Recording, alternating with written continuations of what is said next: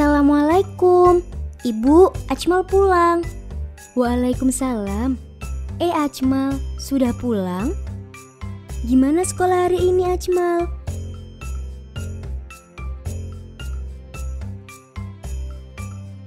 Ini, lihat Bu. Ajmal tadi dapat nilai 100 loh. Wah, hebatnya. Bagaimana Ajmal mengerjakannya? Ajmal kan punya bukunya, Bu. Jadi, Ajmal lihat jawabannya dari sana. Loh, kalau begitu Ajmal tadi menyontek. Memangnya menyontek tidak boleh ya, Bu? Menyontek itu perbuatan yang tidak jujur, Ajmal. Berarti Ajmal sudah berbohong pada ibu guru. Nabi Muhammad memerintahkan kita untuk jujur, baik dalam perkataan maupun dalam perbuatan. Nabi Muhammad diberi gelar Al-Amin oleh bangsa Arab, yang artinya orang yang dapat dipercaya. Orang yang jujur akan mendapat banyak manfaat di kehidupannya. Di antaranya, punya banyak teman dan dicintai banyak orang. Orang jujur akan takut berbohong karena dia tahu bahwa Allah selalu mengawasinya. Apa orang jujur tidak pernah salah, Bu? Orang jujur juga pasti pernah melakukan kesalahan, tapi dia tidak menutupinya dengan berbohong. Jika dia salah, dia akan mengaku salah. Kemudian dia bertaubat. Allah sangat mencintai orang yang mau jujur saat dia salah. Oh gitu ya, Bu. Kalau begitu, Ajmal nggak mau menyontek lagi. Biar Ajmal jadi anak yang jujur. Ajmal juga mau bertaubat sama Allah. Satu lagi, Ajmal juga harus minta maaf sama ibu guru. Oh iya, Ajmal nanti mau minta maaf sama ibu guru. Miau, miau.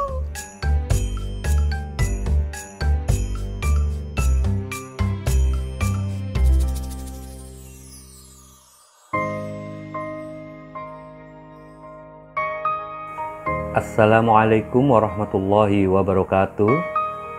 Kembali lagi belajar PAI bareng Pak Manang. Di awal video kita sudah saksikan bersama bagaimana Ajmal memperoleh nilai 100. Namun setelah ibunya menerangkan bahwasanya perbuatan Ajmal memperoleh nilai 100 tersebut adalah perbuatan keliru karena mencontek dari buku pada saat mengisi soal-soal latihan dan ulangan.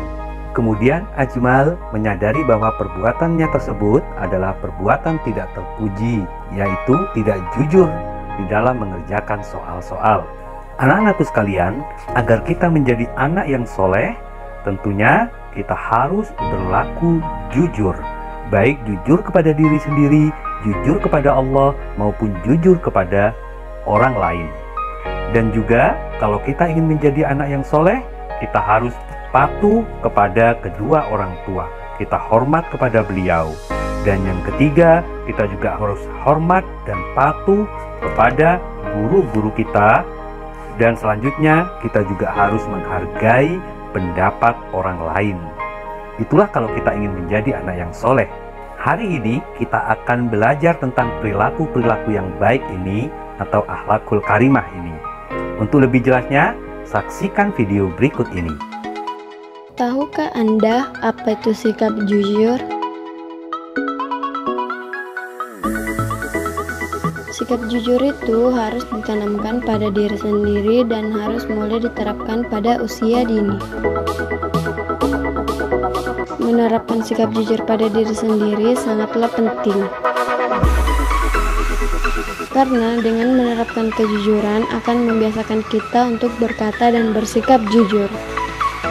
Bersikap jujur itu berarti memilih untuk tidak mencuri, tidak berbuat curang, tidak berbohong, atau menipu dengan cara apapun.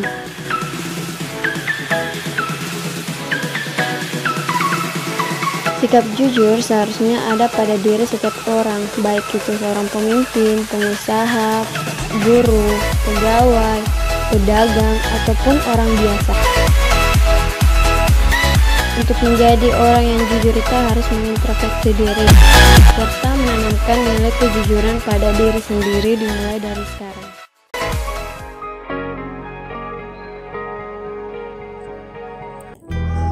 Wahai anak soleh, siapakah orang yang paling berjasa dalam kehidupan kita? Tentu saja orang tua dan guru. Orang tua telah memberikan perhatian dan kasih sayang kepada kita sejak di dalam kandungan. Seorang ibu dengan penuh ikhlas merawat calon bayi di dalam kandungan selama kurang lebih 9 bulan 10 hari. Saat melahirkan, ibu mempertaruhkan nyawanya demi keselamatan anaknya. Sungguh tidak dapat dibayangkan betapa sakitnya saat melahirkan, namun tidak ada keluh kesah dari seorang ibu. Tangis haru penuh kebahagiaan seorang ibu mengiringi kelahiran anaknya. Tidak hanya berhenti di situ, seorang ibu masih harus merawat bayinya, menyusui, mengganti popok, memandikan, mencuci pakaian hingga menemani tidur dilakukan ibu dengan penuh ikhlas. Jika anaknya terbangun pada tengah malam, ibu akan segera bangun untuk memastikan anaknya dalam keadaan baik.